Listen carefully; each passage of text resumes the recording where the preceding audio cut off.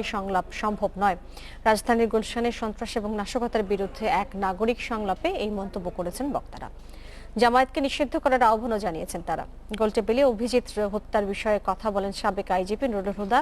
ঘটনাস্থলে পুলিশ উপস্থিত থাকার পরও কিভাবে হত্যাকাণ্ড ঘটে তা নিয়ে প্রশ্ন তোলেন তিনি। অভিজিৎকে হত্যার মধ্য দিয়ে মুক্তচিন্তাকে হত্যার চেষ্টা করা হয়েছে বলেও মত দিয়েছেন বক্তারা।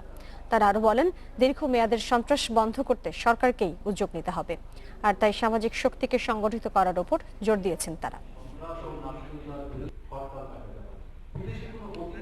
সোসাইটিকে আমরা কোথায় নিয়ে যাচ্ছি?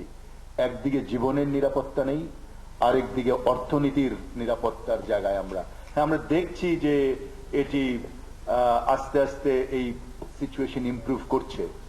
এই সিচুয়েশন ইমপ্রুভ করে রাখার পরেও কি আমার কাছে সেই নিরাপত্তা আছে?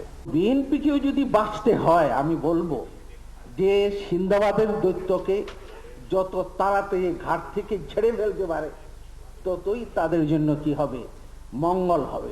এদেরকে অবিলম্বে নিষিদ্ধ করা হোক যদি দেশে শান্তি আনতে হয়।